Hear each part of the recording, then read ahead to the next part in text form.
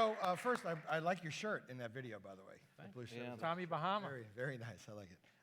So quick question. You guys, how long have you two known each other? Before, when I had hair, all the way back to it's gotta SAP be days. Marty was the 2000. architect, really, of the best-run businesses positioning for SAP, 10, 12 years ago. We got involved, shortly after Marty had that idea and started to launch it. So we've known each other for a while. Excellent, excellent. So so one question, I actually asked a few CMOs on what types of things to ask. Yeah. One question came up was this whole issue of, the pace, it's just, moving so quickly today. How do you continue from your role, et cetera, how do you continue to add value to the business when the pace of change is just going so quickly? You want to start? Well, one of the great things about being in the branding business today, and I think the folks in the audience will recognize it too, is more and more people within corporations are recognizing that brand is actually a lever that can accomplish business goals. And the pace of business is moving so fast, driven by corporate events like mergers and acquisitions and divestitures and new competitive forces and breaking into new markets and activist shareholders and all kinds of things. And that stuff moves fast. So the folks that are involved in those corporate initiatives, they turn to marketing organizations that say, hey, a stronger brand or a brand that happens in some different ways or a brand that's more broadly understood can help us get some business objectives done that might not typically fall right in the marketing bucket. We need your help. Well, that stuff's moving so fast that the teams, it's sort of what you saw in this film, the teams that work on branding have to work in different ways now. That whole sort of sequential field the research, 8 months later, start to do the interviews, start to build a brand platform. It just can't keep up. So one of the things that we did, and it was Marty's brainchild really, was to adopt sort of a software development agile model and get teams working on parallel paths in a very iterative fashion, sort of fail fast, shop it, refine it. And that was the only way, really, Marty, that we could keep up with the things that were going on at HP, right? Yeah, and what we did is, I think the first question is, in terms of delivering value, you look at a company like HP, we're $125 billion in revenue, we have 300,000 employees, and this is a very, very big company. So the first thing you have to do is just to truly understand who your clients are. Because you have internal clients, you have external clients, you have board of directors. There's a whole big story that needs to be defined. And the key in delivering value is you have to really, in today's market, get as close to the transaction as you possibly can. And one of the things, one of the early exercises we did, we brought about, I think it was over 50 people from across the entire organization. Everyone from the head of purchasing, which was really a good idea, through legal, compliance, sales, marketing, engineering, labs. And we spent 2 days, and we only wanted to answer 2 questions in those 2 days. And the questions were, what's the purpose of this company, this iconic brand? What is the purpose? Why do we get up every day? What is it we do? And then the next question was, what's our promise to our customers? And now you may think, gee, that's simple, but it really isn't simple, because we sell everything from a $30 ink cartridge to a $1.5 billion software and hardware solution to the Department of Defense. So when you think about something as broad as HP, the key to that is really storytelling and focus. And one of the most intriguing exercises that I asked the whole team to look at, I said, well, this was on a Monday. So tomorrow when we wake up, it's going to be no HP Tuesday. So anything we have ever done as a company before, anything that we are doing now, and anything that we would do in the future is just going to stop for one day. So all of the HP product will be turned off, the solutions will be turned off.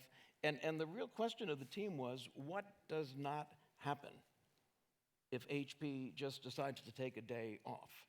And out of that exercise came these incredible stories. And at the end of the day, it's all about storytelling, because you have to win the battle of the mind, the battle of the heart.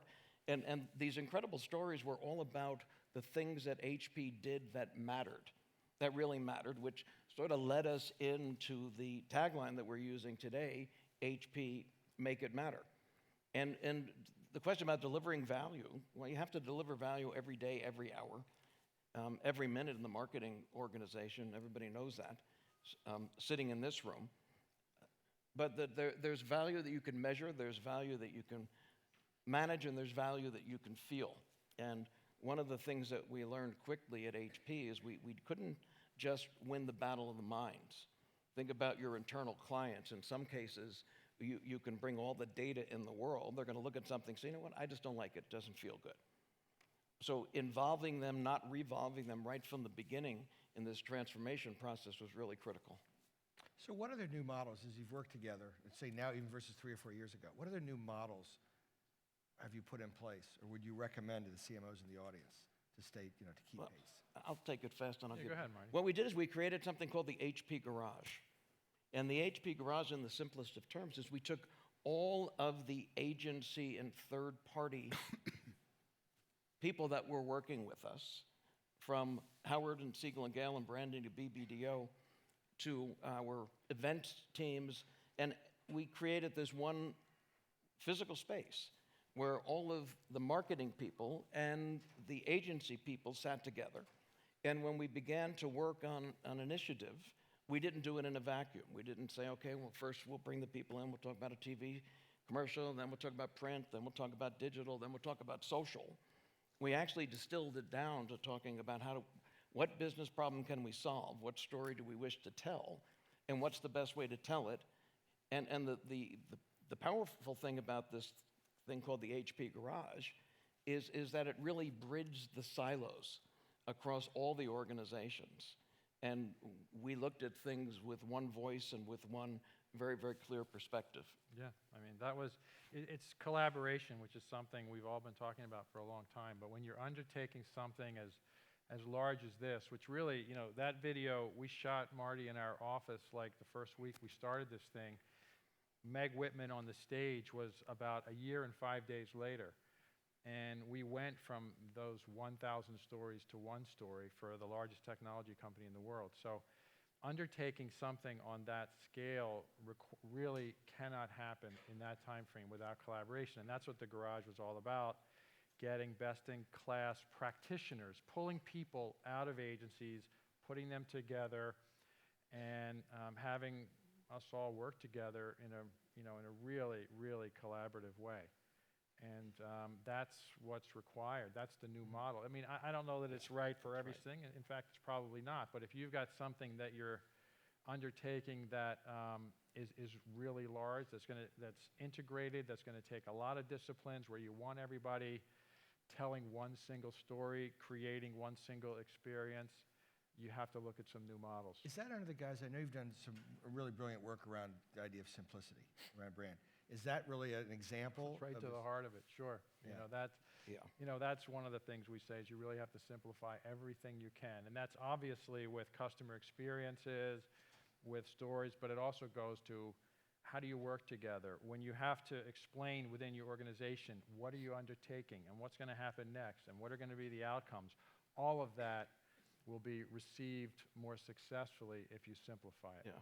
And simplification is very, very difficult. It is really hard to make something simple.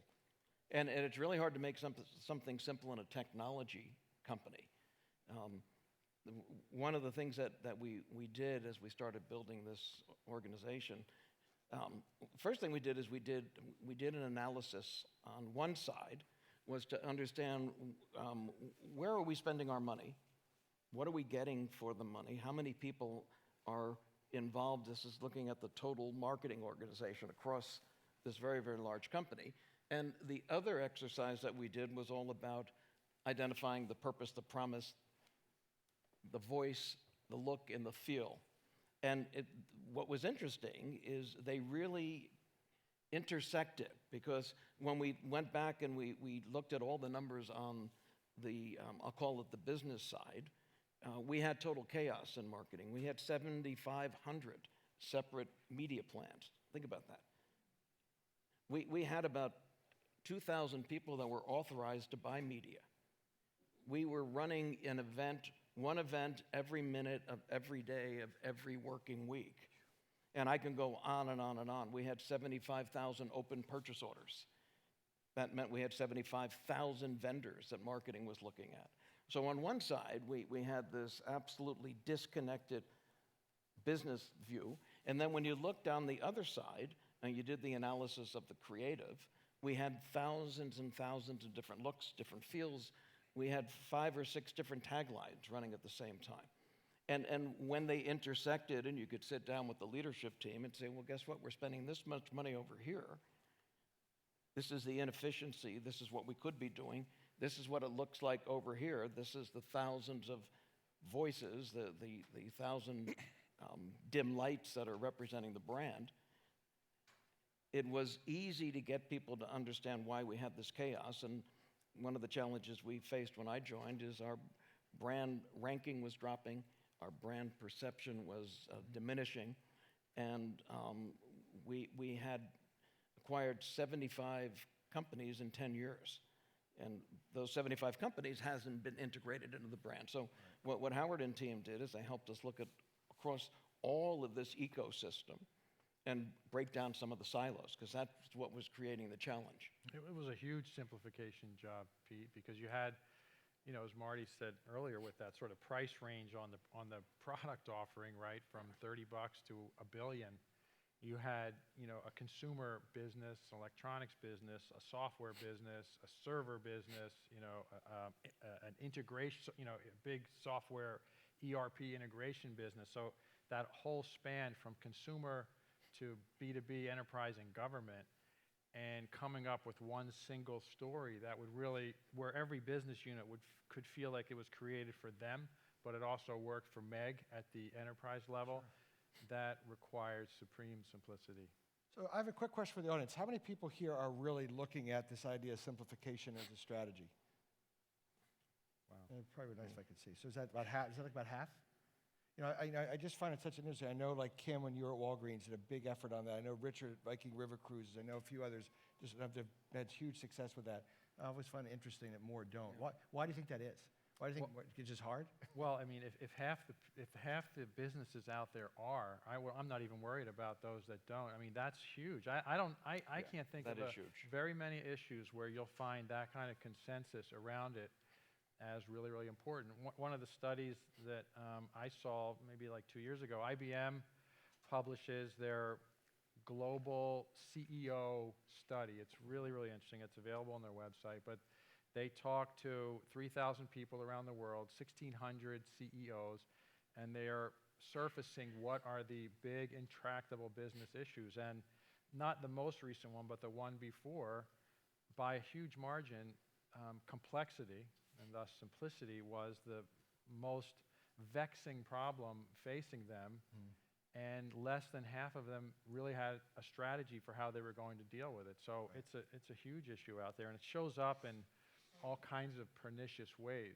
And one of the cultural shifts we tried to drive in marketing, a lot of the things that we do at HP and the solutions that we sell, they are not simple. But what we tried to do is get people to think about them as sophisticated rather than complex. There's a very big difference between something that is sophisticated and something that is complex. And if you begin to tell the story around this concept that what we do is sophisticated, what we do does matter, and every storyteller, every marketer needs to be a storyteller, and we pushed a very, very simple set of philosophies. Number one, no matter who you're meeting with, an internal client, an external client, a customer, a partner, you always ask 3 questions. And the first question is, who is the audience? Who is or are these people you're meeting with? And then the next question is, what do you want them to think? What do you want them to think and feel? And then what's the call to action? Now you may say, gee, that's really basic. It is very basic. But if you ask every one of your marketers to think about that every time they sit down, and not to make an investment until they can answer those questions, you will drive simplicity. Right. And simplicity is, as Howard said, it's really different, and it's difficult, and it's painful. One of my favorite quotes is from Blaise Pascal, where he says, "I would have written you a short letter, but I didn't have the time."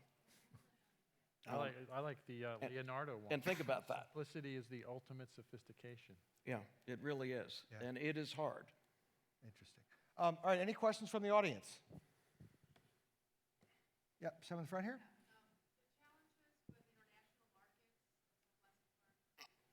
Yeah, that challenge we faced at SAP and at HP, and the thing that we learned, and I've learned over the years, you cannot orchestrate and control and drive communication from a central hub, regardless of who you are, what you're doing. So when I was at SAP, we made the decision that we would syndicate as much content as we could around the world. So we built a marketing council. The marketing council helped identify the key initiatives. The key initiatives were then distributed to multiple hubs around the globe. And it did a couple of things. And number one, it really involved the marketers. It didn't revolve them. Number two, any company, when I got to HP, one of the challenges, everything was controlled from Palo Alto. It wasn't even controlled from the US, it was controlled from Palo Alto. And Palo Alto was a verb and a noun. And that made it quite challenging. And one of the first things that we did is we created centers of excellence, and we moved production and initiatives to those centers of excellence. But again, not easy, because change is difficult. People don't like to change unless you can give them a compelling reason for change and create a future state that is better than what they currently have. Right. And the future state there was better stuff, faster, more relevant, and at the end of the day, closer to the transaction, moving a lever, which is driving demand, which moves another lever where you sell stuff. Good. Another question?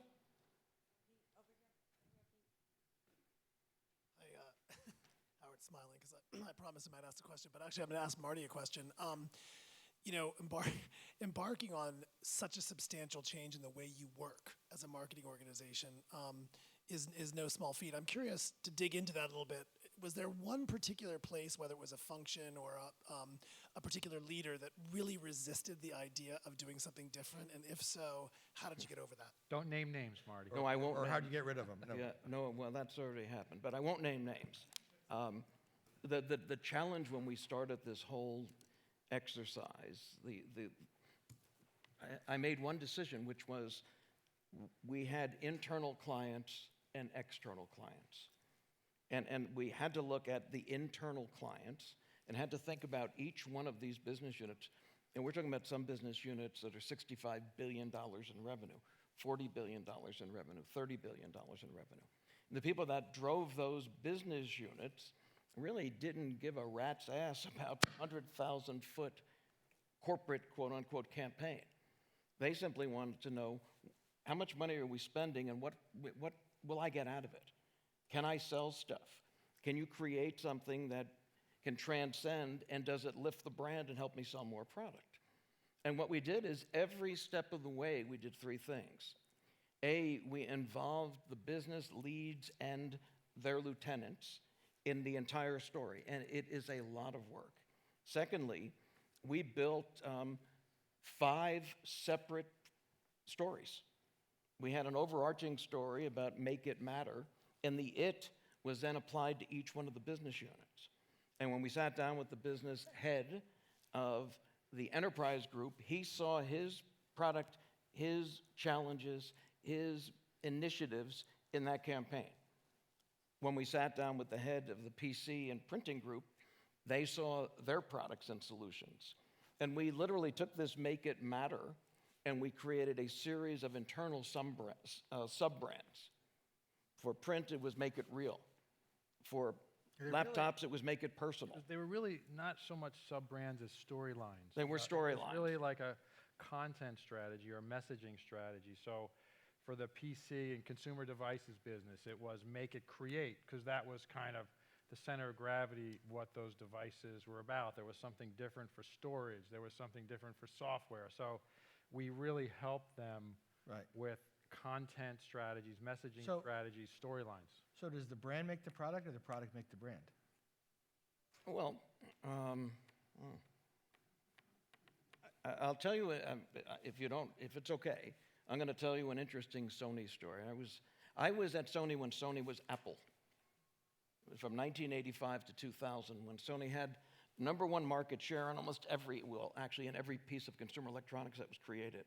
And that's a whole other story, how Apple became Apple and Sony became where it is today. But one of the projects that I'm most proud of was the U.S. launch of PlayStation.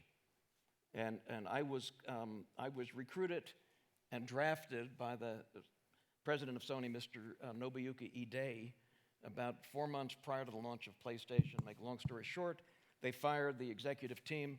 There was no launch plan. It was an absolute mess. I was airlifted in from the consumer electronics company.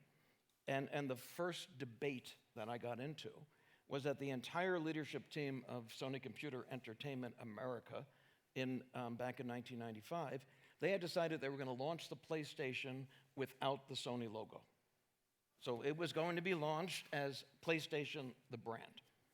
And the reasoning behind that was the target was 16 to 25-year-old males. And the concern was that those 16 to 25-year-old males would look at anything made by Sony as your father's Trinitron TV.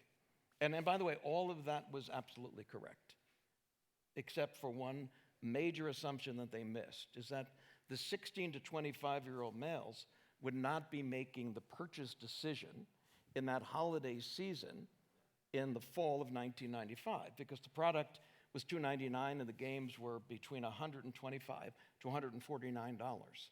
And actually the purchasing decision was going to be the parents of the 16 to the 25-year-old males who actually owned the Trinitrons. And this went on for almost 3 weeks, this debate, until I remember getting on an airplane, flying to Japan, and making the plea that you cannot bring this thing to market without a Sony logo. And now, if you fast forward to today, there is no Sony logo on PlayStation, and PlayStation is a standalone brand. But it actually took 5 years to get to the point. So in that case, that's a really interesting question. Did the product make the brand? Did the brand make the product? I think they are completely interwoven. As you launch products and you create a new marketplace, it gives you permission to expand and tell a story. As you expand and tell a story, it gives you permission to expand and tell another story. The mistake happens when you stretch too far and you are not authentic. The moment you move out of the truth zone with a product, Volkswagen's $80,000 Phaeton, 8-cylinder, it's an 8-cylinder Audi A8 with a Volkswagen logo on it that failed miserably, even though it was $10,000 less. There's this elasticity in a brand that gives you permission, and it gives you permission as the products begin to build and the brand begins to build. But the elasticity is the big question, and you know that with many of your brands. Yeah, I mean, for me, it's like product versus brand. Start with the customer first, and that's what they didn't do in terms of understanding of that customer. But in so many cases, it's sort of customer and experience. If the truth isn't there at that level, you're going to run into trouble. Got it. All right, so we have time for one more brilliant question from the audience.